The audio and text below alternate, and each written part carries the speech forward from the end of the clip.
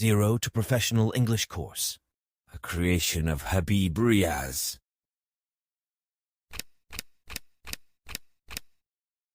Lesson 15, The Summit Within, Part 1. For a better experience of the course, you should buy our book, Golden English, Intermediate Level 2, 0 to Professional English Guide, a golden gift for English learners. What is inside the book? This book is very beneficial for intermediate level students. It contains part of speech, auxiliary verbs or modals, some additional structure of English sentences, 20 stories for Urdu to English practice, direct and indirect, 20 lessons for English text reading and understanding, 35 lessons for English speaking practice, and many more things. I am sure that my book, Golden English, would be a perfect need for English learners, as this will serve as a complete guide to improve their English skills, starting from zero knowledge to advanced levels. Especially translation, English text understanding, and speaking skills, whether starting from zero knowledge to advanced levels. Error is human nature, so if you notice any mistakes in the book, please do not hesitate to inform me. I would be grateful for this act of kindness. If you like, you may share this course with your friends and relatives. To stay updated about our courses and opportunities, please follow us on the links given below in the description. Let's begin with the lesson. बिस्मिल्लाहिर्रहमानिर्रहीम अस्सलामु अलैकुम व रहमतुल्लाहि व बरकातुहू। उम्मीद करता हूँ कि आप सब लोग बखैर व आफियत होंगे। आज हम पढ़ने जा रहे हैं सबक नंबर 15 और आज का जो सबक है वो है द समिट विदिन। और इस सबक का मतलब है कि हमारे अंदर की जो चोटी है। तो इस सबक में किस चीज़ के बारे में बात की गई? इस सबक में बात की गई है कि एक आदमी है जो एवरेस्ट की जो चोटी होती है, जो कि दुनिया की सबसे बुलंद चोटी मानी जाती है, उस पर चढ़ जाता है। ठीक है, तो उसे फील होता है कि अब दुनिया में रह क्या गया है, यानी दुनिया की सबसे बुलंद चोटी पर वो चढ़ गया है, अब उसके पास कुछ नहीं आगे जाने को, बस दुनिया यहीं पर ख़त्म हो जाती है, वो ये सोचता है। लेकिन ऐसा नहीं है। इस पूरी कहानी में वो ये बात करता है कि हमारे अंदर की जो चोटी है, यानी हमारे अंदर का जो नफ्स है, इसको काबू में रखना, इस पर फतेह पाना, ये असल कामयाबी है, ना कि जो है पहाड़ की चोटी पर चढ़ जाना असल कामयाबी है। ठीक है, तो इस चीज़ को उसने अपने अल्फाज में बयान किया है, जिसको आज हम पढ़ने जा रहे हैं। और उम्मीद करता हूँ कि आप पढ़कर नहीं आए होंगे, लेकिन कोई बात नहीं है, ये आपकी मर्ज़ी है, आप पढ़कर आएँ या ना आएँ। अगर आपको फ़ायदा उठाना है तो आप पढ़कर आएँ, वरना फिर कोई आपको कभी भी मजबूर नहीं कर सकता है। ओके गाइस, तो चलिए शुरू करते हैं अपना आज का ये सबक। ओके गाइस, तो चलिए शुरू करते हैं। कह रहे हैं कि द समिट विदिन, जो आज की कहानी है, ये बात करेंगे इस कहानी में, यानी अंदर की जो चोटी है उसके बारे में। तो जो राइटर हैं वो उन्होंने अपने एक्सपीरियंस, अपना तजर्बा शेयर किया है, लेकिन उससे पहले साहिब किताब या जिन लोगों ने किताब को तैयार किया है वो आपसे कुछ कहना चाहते हैं, जिनका जानना हमारे लिए ज़रूरी है। और वो क्या कह रहे हैं? वो कह रहे हैं कि बिफोर यू रीड, कबल कि आप पढ़ें, यानी आपके पढ़ने से पहले हम आपको कुछ बताना चाहते हैं। और वो क्या बताना चाहते हैं, थोड़ा सा तारुफ पेश करेंगे। वो कह रहे हैं कि major HPS Ahluwalia was a member of the first successful Indian expedition to Mount Everest in 1965। कि मेजर एक पोस्ट होता है मेजर का, HPS अहलूवालिया, ये पूरा जो है सब्जेक्ट बन रहा है।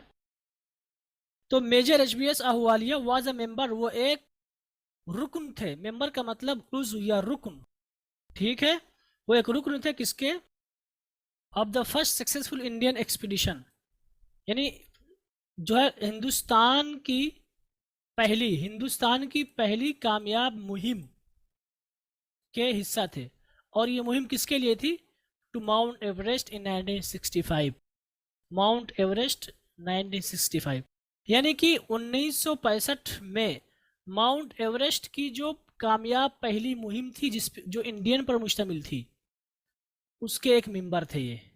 यानी कि 1965 में एक टीम गई थी माउंट एवरेस्ट, ठीक है, और ये इंडियन की तरफ से थे। इसमें सारे के सारे इंडियन थे, जिसमें से ये एक भी थे, ठीक है, जिनमें से एक ये भी थे। ओके, तो यहाँ पर वही कह रहे हैं कि मेजर HPS अहलूवालिया ये 1965 में माउंट एवरेस्ट की तरफ, या माउंट एवरेस्ट की हिंदुस्तान की पहली कामयाब मुहिम, मुहिम का मतलब बहुत भारी जो काम होता है, जो मुश्किल काम होता है, पूरी तैयारी के साथ जो हम करते हैं उसको मुहिम बोलते हैं, उसका जो है उसके एक रुकन थे।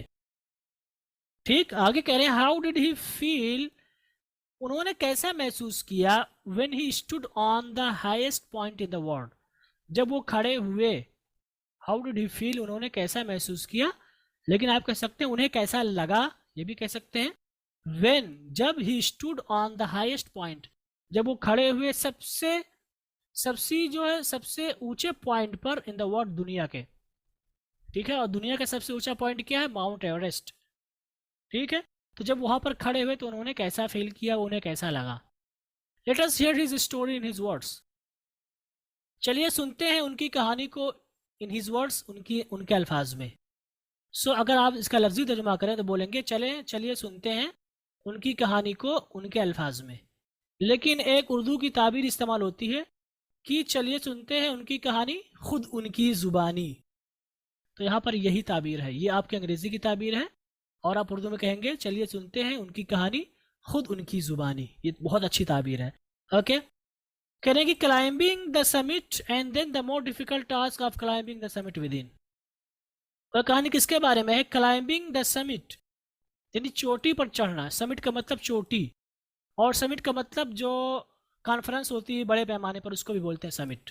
Okay, so climbing the summit चोटी पर चढ़ना, एंड देन और फिर द मोर डिफिकल्ट टास्क कि मज़ीद मुश्किल जो काम है ऑफ क्लाइंबिंग चढ़ने का, द समिट विद इन वो है कि खुद की अंदर की चोटी। ओके, तो इस बारे में बात करेंगे कि जो है चोटी पर चढ़ना और फिर उसके बाद अपने अंदर जो खुद की जो चोटी है उस पर चढ़ना जो कि मज़ीद मुश्किल है, उसके बारे में इस सबक में बात करेंगे। ओके गाइस, तो चलिए शुरू करते हैं और देखते हैं कि साहिब किताब क्या बात कर रहे हैं। तो उनकी ज़ुबानी हम सुनेंगे, वो कह रहे हैं, हम पहले इस पैराग्राफ को लेंगे, इन दोनों को, चलिए हम उस पूरे हिस्से को ले लेते हैं। कह रहे हैं कि ऑफ ऑल द इमोशंस, कि ऑल द इमोशंस यानी जितने भी जज्बात, विच सर्ज, जो सर्ज का मतलब होता है दौड़ना, ठीक है, थ्रू मी मेरे जरिए, थ्रू मी का मतलब मेरे पूरे जरिए। So all of the emotions which surge through me, कि मेरे जिस्म के अंदर यानी मेरे अंदर जो इमोशंस आए थे, जो इमोशंस की लहरें आई थी उनमें से, अब as I stood on the, ये मतलब सर्च के बारे में बात कर रहे हैं, इमोशंस के बारे में बात कर रहे हैं कि उन तमाम इमोशंस में से जो जिसकी चपेट में मैं था या जो मेरे अंदर इमोशंस थे, कहाँ के इमोशंस, एज आई स्टूड जब मैं खड़ा हुआ, ऑन द समिट चोटी पर, ऑफ एवरेस्ट एवरेस्ट की चोटी पर, looking over miles of panorama below us, देखते हुए over miles of panorama below हमारे यानी अपने नीचे जो मज़ाहिर थे, ठीक है, जो सीन था, ओवर माइल्स कि मतलब मीलों पर चढ़ करके, looking over miles of panorama below कि हमारे जो है नीचे जो मज़ाहिर थे या मनाजिर। ओके, पेनोरामा का मतलब मनाजिर, ठीक है, ओवर माइल्स यानी कि मीलों दूर। सो मीलो यानी हमारे नीचे या अपने नीचे मीलों दूर मौजूद मनाजिर या मज़ाहिर को देखते हुए, ठीक है, जो इमोशंस हमारे अंदर आए थे, द डोमिनेंट वन, तो उनमें से जो सबसे गालिब था, आई थिंक मेरे ख्याल से, वाज वो था ह्यूमिलिटी, वो क्या था, आजिज़ी थी। ओके, तो करें ऑफ ऑल द इमोशंस, तमाम इमोशंस में से, द डोमिनेंट वन, देखिए ये असल जुमला है, ऑल द इमोशंस तमाम जुमलों में यानी तमाम इमोशंस में से, द डोमिनेंट वन जो सबसे गालिब जज्बा था, जो सबसे गालिब इमोशंस था, आई थिंक मेरे ख्याल में वो क्या था, वाज ह्यूमिलिटी, वो आजिज़ी थी। अब कह रहे हैं कि ये बात हो गई, बाकी ये जो है ये मज़ीद इजाफा कर रहे हैं कि जब मैं खड़ा हुआ, ठीक है, कि वो तमाम इमोशंस यानी जो भी इमोशंस आए थे उनमें से सबसे गालिब इमोशंस ये थी। कब आए थे इमोशंस, उसके बारे में बता रहे हैं, विच सर्ज थ्रू मी, जो मेरे अंदर इमोशंस आए थे as I stood on the summit of Everest, जब, एज का मतलब होगा यहाँ पर जब, ठीक है, एज का मतलब यहाँ पर जब होगा, जब मैं माउंट एवरेस्ट की चोटी पर खड़ा हुआ था, और किस हालत में, looking over miles of panorama below us, हमारे नीचे जो है जो मनाजिर थे जो मीलों दूर थे उनको देखते हुए जो इमोशंस आए थे, उनमें सबसे गालिब, सबसे ताकतवर जो इमोशंस था, जो जज्बा था, ठीक है, वो था मेरे ख्याल में क्या, आजिजी। ओके, आगे कह रहे हैं कि the physical in me seemed to say, the physical in me, कि जिस्मानी तौर पर मेरे अंदर, सीम्ड टू से, वो दिखाई पड़ा कहते हुए। ओके, तो इसका लफ्ज़ी तर्जुमा होगा कि जो है मेरे अंदर जिस्मानी तौर पर दिखाई देते हुए, उसने कहा, द फिजिकल यानी कि जो जिस्मानी जज्बा है, फिजिकल का मतलब होता है जिस्मानी भी होता है, और फिजिकल का मतलब फितरी भी होता है।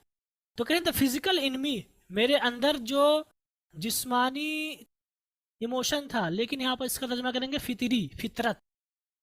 फिजिकल का तर्जुमा करेंगे जो फितरी चीज़ थी, या आप इसका तर्जुमा फितरत से करेंगे। Okay, the physical in me, कि मेरे अंदर की जो फितरत थी, कि मुझ में फितरी चीज़ यानी मेरे अंदर जो फितरत थी, सीम्ड टू से, वो दिखाई दी कहते हुए, तो मेरे अंदर की फितरत कहते हुए दिखाई दी, ये आपका लफ्जी तर्जुमा हुआ। लेकिन इसको अच्छे अंदाज में कहेंगे कि मेरी फितरत ने, या मेरे अंदर की फितरत ने, या मेरे अंदर की रूह ने ये कहा, क्या कहा, थैंक गॉड, अल्लाह का शुक्र है, ए अल्लाह तेरा शुक्र है, इट्स ऑल ओवर, सब ख़त्म हो गया, यानी हमने कामयाबी पा ली। इट्स ऑल ओवर का मतलब पूरा का पूरा ख़त्म हो गया, यानी हमने कामयाबी पा ली।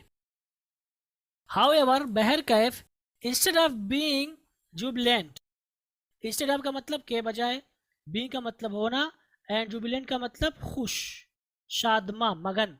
सो इंस्टेड ऑफ बीइंग जुबिलेंट, कि शादमा या खुश होने के के बजाय, there was a tinge of sadness, tinge का मतलब होता है रंग, ठीक है, हल्का सा रंग।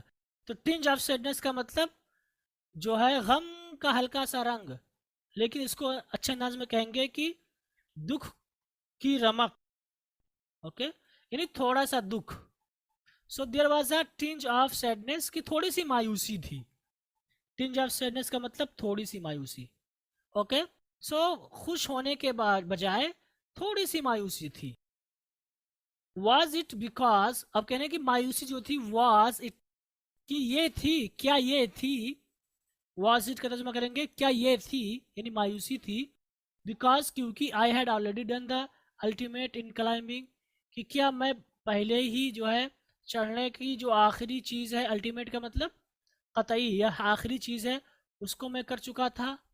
And there would be nothing higher to climb, और कुछ भी जो है मज़ीद ऊंचाई पर नहीं है चढ़ने के लिए, यानी चूंकि माउंट एवरेस्ट सबसे आखिरी ऊंचाई है, तो कह रहे हैं कि I had already done the ultimate, कि मैंने आखिरी हद को पहले ही कर लिया था, यानी मैं फतेह कर चुका हूँ इन क्लाइंबिंग, चढ़ने की, यानी चढ़ने की जो आखिरी हद है वो एवरेस्ट है, चढ़कर इंसान यहीं तक जाता है लास्ट, तो मैं इसको फतेह कर चुका हूँ।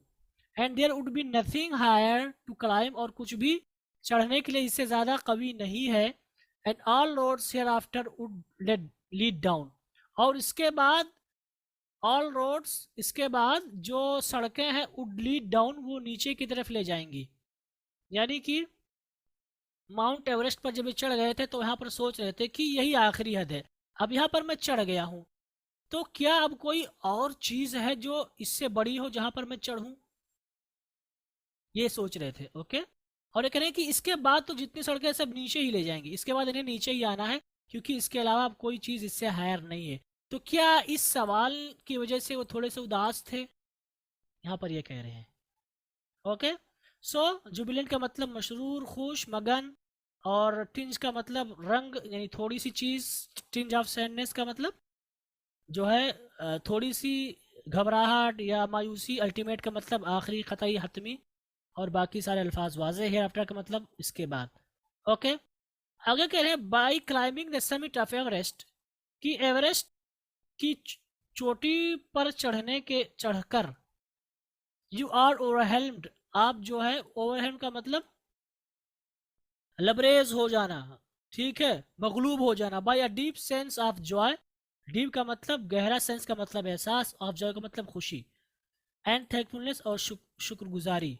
तो कह रहे हैं कि by climbing the summit of Everest, Everest की चोटी पर चढ़ करके यू आर ओवरवेल्म्ड, आप जो है मगलूब हो जाते हैं, किसके जरिए? By a deep sense of joy, खुशी की एक गहरे एहसास के साथ, एंड थैंकफुलनेस और शुक्रगुजारी के। ओके, ये आपका लफ्जी तर्जुमा हुआ, लेकिन बेहतर अंदाज में कहेंगे कि माउंट एवरेस्ट की चोटी पर चढ़ करके आप जो शुक्रगुजारी और खुशी के गहरे एहसास से, माउंट एवरेस्ट की चोटी पर चढ़ने के बाद आपके अंदर शुक्रगुजारी और गहरा एहसास छा जाता है या पैदा हो जाता है, ठीक है, या आप ढल जाते हैं। यहाँ पर ओवरहेल्ड का मतलब मगलूब होना, यानी बहुत ज़्यादा आपको खुशी होती है और शुक्रगुजारी का एहसास आपके अंदर पैदा होता है। कह रहे हैं इट इज़ अ जॉय, एक ऐसी खुशी है which last a lifetime. Lifetime का मतलब उम्र भर, ज़िंदगी भर या अरसे हयात, और लास्ट का मतलब आखिरी भी होता है, और लास्ट का मतलब रुकना भी होता, ठहरना भी होता, बाकी रहना भी होता है। इट इज़ अ जॉय, एक ऐसी खुशी है which last a life time, जो ज़िंदगी भर रहती है, जो ज़िंदगी भर के लिए बाकी रहती है। ओके, आसान सा जुमला है। The experience changes you complete, और जो तजर्बा होता है वो आपको मुकम्मल तौर पर बदल देता है। ओके, आगे कह रहे the man who has been to the mountains, कि वो आदमी जो पहाड़ पर हो जाता है। हु हैज़ बीन का मतलब कहीं चले जाना, कहीं पर होना। जैसे I have been to Mumbai, यानी मैं मुंबई आ चुका हूँ। I have been to Mumbai का मतलब होगा मैं मुंबई आ चुका हूँ। तो यहाँ पर वही माना, हैज़ बीन का मतलब कहीं पर जा चुका होना, ठीक है, जहाँ से आप होकर आया हूँ। So the man who has been to the mountain, कि वो आदमी जो पहाड़ पर जाकर आया हो या जो पहाड़ पर चढ़ चुका हो, is never the same again. Is never the same again, वो पहले जैसा, यानी कि उसी जैसा कभी दोबारा नहीं हो सकता है। The man who has been to the mountains, वो आदमी जिसने पहाड़ियों की सैर की हो, ये पूरा सब्जेक्ट बन जाएगा। इज़ नेवर द सेम, वो वही नहीं रहता है अगेन दोबारा, यानी चेंज हो जाता है पहाड़ों पर चढ़ने के बाद। यहाँ पर ये कह रहे हैं। ओके, आगे कह रहे हैं as I look back at life, कि जब मैंने मुड़कर अपनी जिंदगी को देखा। आई लुक बैक, मैंने पीछे देखा, एट लाइफ, जिंदगी पर। तो लफ्जी तर्जुमा होगा कि जब मैंने जिंदगी पर पीछे देखा, यानी मैंने पीछे मुड़कर जिंदगी को देखा। कब? आफ्टर क्लाइंबिंग एवरेस्ट, एवरेस्ट पर चढ़ने के बाद। आई can not help remarking about the other summit, तो आई कैन नॉट हेल्प कि मैं मदद नहीं कर सकता हूँ, रिमार्किंग याद करने को, दोहराने को, अबाउट द अदर समिट, दूसरी चोटी के बारे में। आई कैन नॉट हेल्प का मतलब मैं मदद नहीं कर सकता हूँ, ये आपका लफ्जी तर्जुमा हुआ। लेकिन यहाँ पर माना होगा कि मैं रोक नहीं पाया या मैं रोक नहीं पाता हूँ। आई कैन नॉट हेल्प का मतलब मैं रोक नहीं पाता हूँ, रिमार्किंग याद करना, अबाउट द अदर समिट, दूसरी चोटी के बारे में। तो जब भी मैं एवरेस्ट पर चढ़ने के बाद अपनी ज़िंदगी को पीछे मुड़कर देखता हूँ, तो मैं जो है दूसरी चोटी के बारे में याद करने को या उसका तज़किरा करने को जो है नहीं भूल पाता हूँ, यानी वो चीज़ आ ही जाती है, मैं रोक नहीं पाता हूँ। So I can not help remarking का मतलब होगा कि मैं याद करने की मदद नहीं कर सकता हूँ, यानी कि मैं याद करने को नहीं रोक पाता हूँ, ये माना होगा। तो यहाँ पर हेल्प का मतलब रोक पाना हो जाएगा। ओके, कह रहे हैं कि अब आगे जो बात है, ये उस अंदर जो दूसरी समिट है उसके बारे में बात कर रहे हैं, कि दूसरी जो समिट है उसके बारे में, the summit of the mind, यानी दिमाग या सोच की जो चोटी है वो। नो लेस फॉर्मोडेबल, अब ये इसी की सिफत बयान कर रहे हैं कि दूसरी जो चोटी है, नो लेस फॉर्मिडेबल, जो कि जो है कम मुश्किल नहीं है। फॉर्मिडेबल का मतलब डरावना, भयानक। नो लेस फॉर्मिडेबल का मतलब यानी दूसरी चोटी जो कि कम डरावना नहीं है, यानी वो भी डरावना है, डरावनी है। नो लेस फॉर्मिडेबल जो कि कम डरावनी नहीं है, यानी वो भी डरावनी है। And no easier to climb, और वो दूसरी चोटी उस पर चढ़ना आसान भी नहीं है। एंड नो ईजियर, और आसान भी नहीं है, टू क्लाइम, चढ़ना। तो कह रहे हैं कि दूसरी समिट, और वो समिट कौन सी है? दिमाग की चोटी है, और उसके बारे में कह रहे हैं कि दूसरी समिट उसको जो है वो कम डरावना नहीं है, यानी वो भी डरावनी है और उस पर चढ़ना आसान नहीं है, यानी उसको भी उस पर चढ़ना ये आसान नहीं है, यानी जो आपकी सोच है, जो आपके अंदर का एहसास है, उस पर फतेह पाना, उस पर गालिब पाना, उस पर चढ़ना मुकम्मल तौर पर ये आसान नहीं है। तो यहाँ पर इस चीज़ को लेकर ये बात कर रहे हैं। ओके गाइज, आगे चलते हैं और देखते हैं कि आगे क्या कह रहे हैं। और आगे हम इस पूरे हिस्से को लेंगे।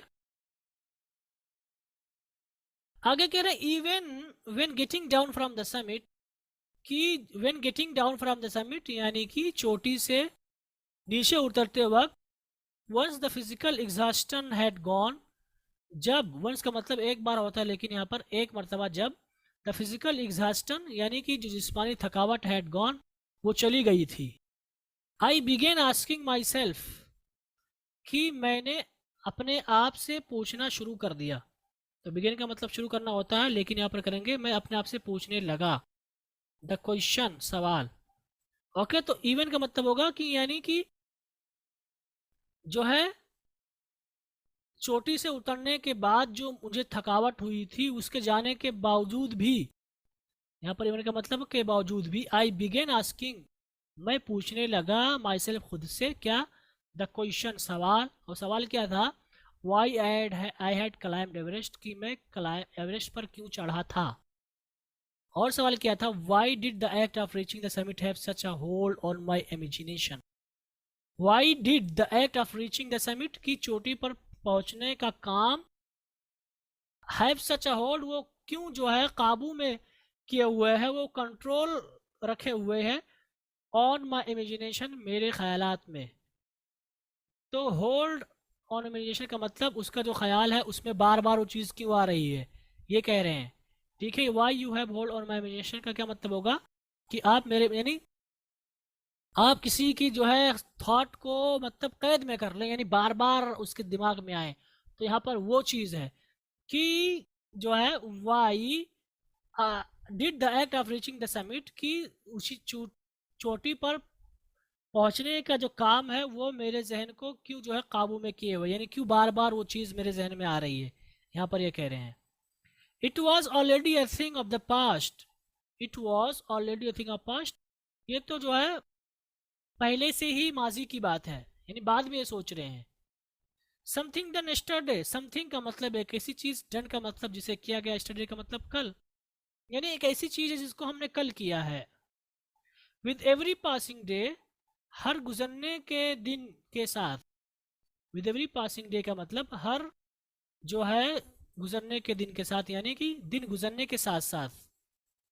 लफ्जी तर्जुमा होगा विद एवरी पासिंग डे, यानी हर गुजरने के दिन के साथ, यानी दिन गुजरने के साथ साथ, it would become more remote, कि ये मज़ीद दूर हो जाएगी, यानी ये ख्याल, ये जो थॉट है ये मज़ीद दूर हो जाएगा, मतलब भूल जाएंगे धीरे धीरे। ये मज़ीद दूर हो जाएंगे का मतलब यानी आप भूल जाएंगे धीरे धीरे। एंड देन, और फिर व्हाट वुड रिमेन, कि और फिर क्या बाकी रहेगा, यानी सब पास्ट की चीज़ें हैं, ये कल मैंने किया था, आगे आगे जो है आगे चल करके ये सारी चीज़ें हम भूल जाएंगे और फिर कुछ बाकी नहीं रहेगा।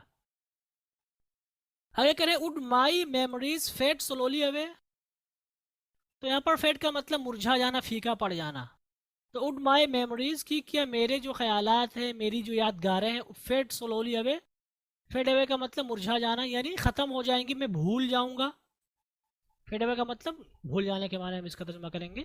सो would my memories fade away slowly, क्या मेरी जो यादगार है या मेरी जो दाश्त है, मेरी जो यादगारें हैं वो धीरे धीरे जो है फीकी पड़ जाएंगी, यानी क्या मैं धीरे धीरे उनको भूल जाऊंगा, यहाँ पर ये माना है। Okay, all these thoughts led me to question myself, all these thoughts, इन सारे ख्यालात ने, लेड मी, मुझे ले गई, टू क्वेश्चन माई सेल्फ, खुद से सवाल करने पर। ओके, तो all this thought led me to question myself, कि इन सारे ख्यालात ने मुझे ले गए, कि ये सारे ख्यालात मुझे ले गए खुद से सवाल करने पर, यानी इन सारे ख्यालात की वजह से मैं खुद से सवाल कर बैठा। एज टू, कि एज टू का मतलब होगा कि वाई पीपल क्लाइम माउंटेन्स, कि लोग पहाड़ों पर क्यों चढ़ते हैं। तो एज टू का मतलब होगा कि। Okay, it is not easy to answer the question. It is not easy, ये आसान नहीं है, टू आंसर द क्वेश्चन, सवाल का जवाब देना, यानी कि इस सवाल का जवाब देना आसान नहीं है। The simplest answer would be, कि सबसे आसान जो जवाब होगा वो होगा एज अदर्स हैव सेड, जैसा कि दूसरे लोगों ने कहा है। एज अदर का मतलब जैसा कि दूसरों ने हैव सेड कहा है, वो क्या है? बिकॉज इट इज़ देयर, क्योंकि ये यहाँ पर है, यानी कि इसका वजूद है, कि पहाड़ों का भी वजूद है, तो जब इसका वजूद है लिहाजा लोग चढ़ते हैं। यहाँ पर यह है, कहें कि it present great difficulties. It presents, ये पैदा करती है, ये लाती है, ग्रेट डिफिकल्टीज, बड़ी परेशानियाँ। Okay, it present great difficulties, इससे जो है बहुत सारी परेशानियाँ पैदा होती हैं, ये माना होगा। Man takes delight on overcoming obstacle. Man takes delight का मतलब होता है इंसान। मैन का मतलब आदमी आप कर सकते हैं, बट यहाँ पर अच्छा तर्जुमा होगा इंसान। मैन टेक्स डिलाइट, इंसान जो है वो खुश होता है। डिलाइट का मतलब खुश होना, टेक्स डिलाइट का मतलब खुशी लेता है, यानी खुश होता है। कब? In overcoming obstacle. ऑब्स्टिकल का मतलब होता है रुकावट, और ओवरकम का मतलब काबू पाना।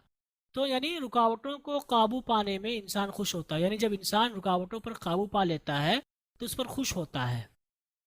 The obstacle in climbing a mountain are physical, कि the obstacle in climbing a mountain, की एक पहाड़ पर चढ़ना के जो रुकावटें हैं, आर फिजिकल, वो जिस्मानी हैं, यानी वो दिखने में लगती हैं।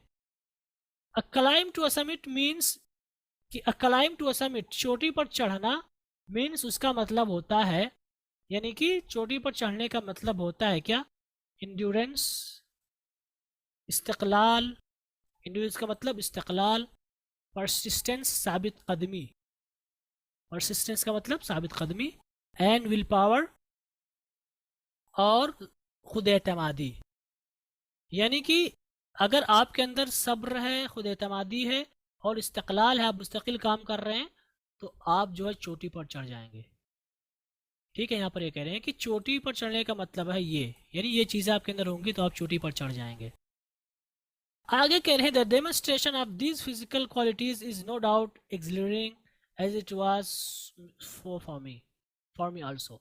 सो the demonstration of these physical qualities, कि इन जिस्मानी या इन फितरी, फिजिकल का मतलब यहाँ पर फितरी होगा। ओके, सो फितरी क्वालिटीज, क्योंकि ये सारी चीज़ें फितरत में होती हैं, इंसान इसको हासिल नहीं कर सकता है।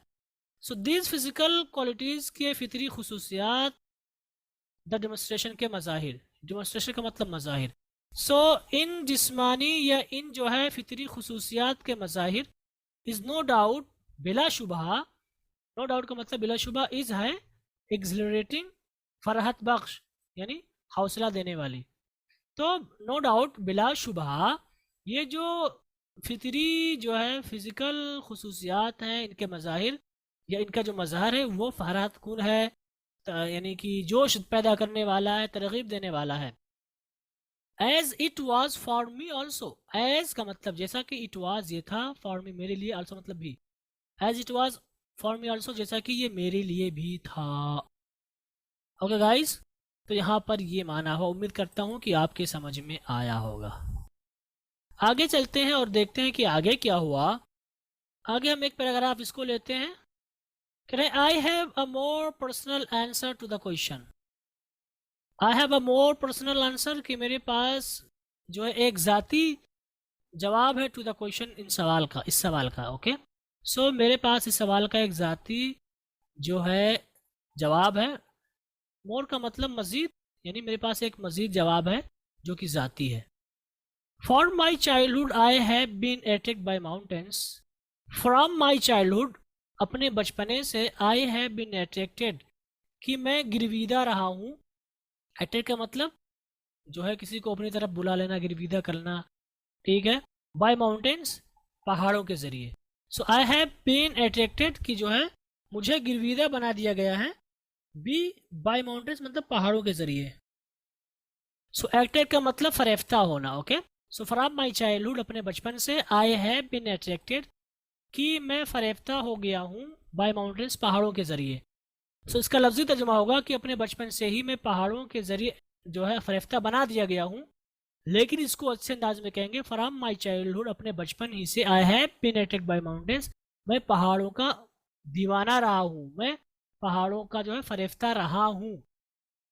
आई had been miserable, I had been कि मैं जो है उदास रहा हूँ, मिजरेबल का मतलब उदास, लॉस्ट का मतलब खोया खोया, कि आई हैड बीन मिजरेबल कि मैं जो है उदास रहा हूँ, लॉस्ट खोया खोया रहा हूँ। कब? व्हेन अवे फ्रॉम माउंटेन्स, जब पहाड़ों से दूर रहा हूँ, यानी जब भी मैं पहाड़ों से दूर रहा हूँ तब जो है मैं उदास रहा हूँ और जो है खोया खोया सा रहा हूँ। ओके, कहाँ पर? इन प्लेन्स, मैदानी इलाकों में। प्लेन्स का मतलब मैदानी इलाका।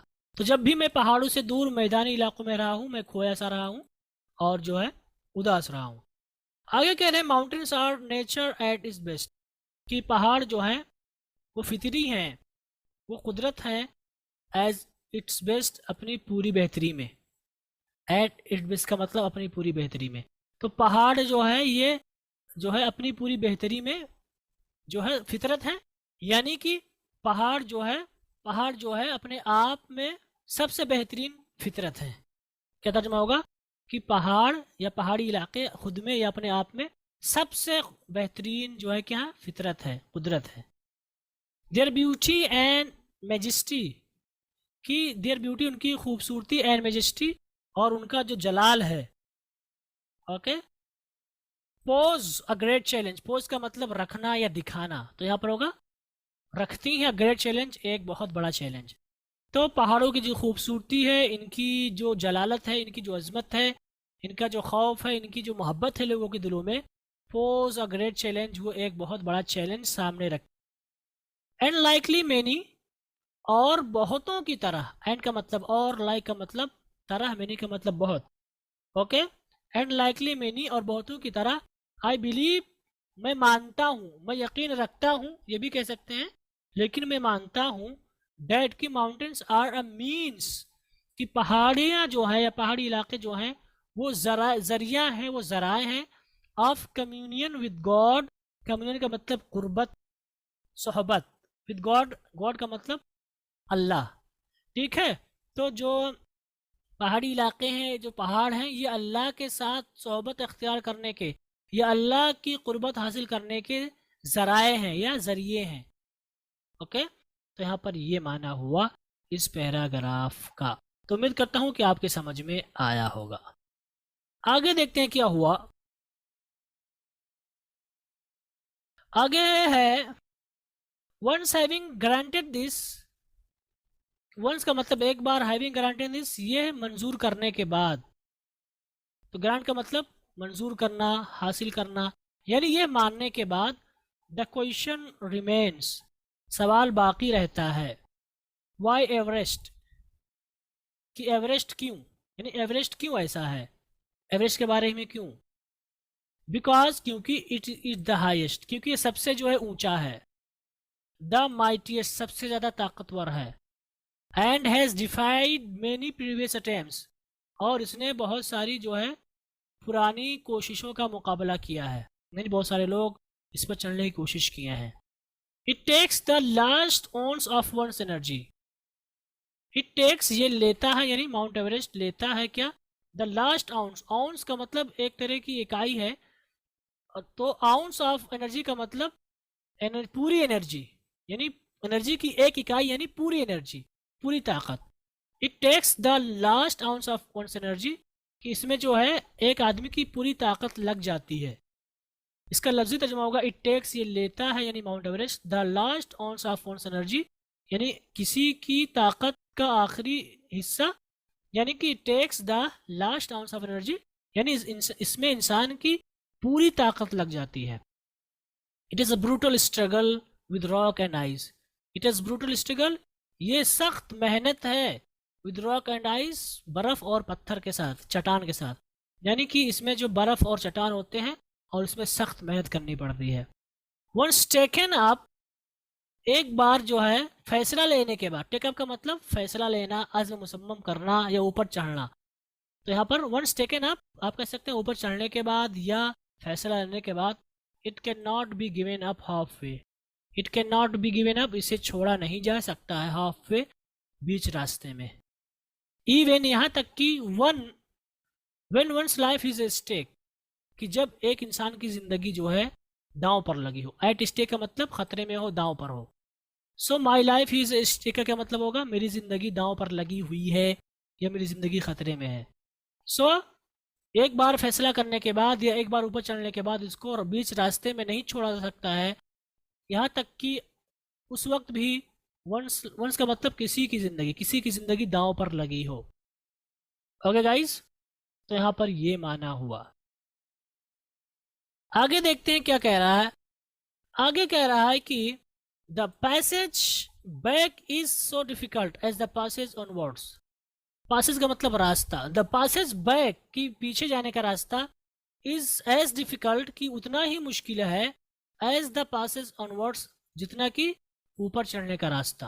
यानी जितना मुश्किल ऊपर चढ़ना है उतना मुश्किल नीचे जाना भी है, वही कह रहे हैं। द पासेज बैक की वापस जाने का रास्ता इज एज डिफिकल्ट, उतना ही मुश्किल है एज द पासेज इनवर्ड्स, जितना कि जो ऊपर चढ़ने का रास्ता है।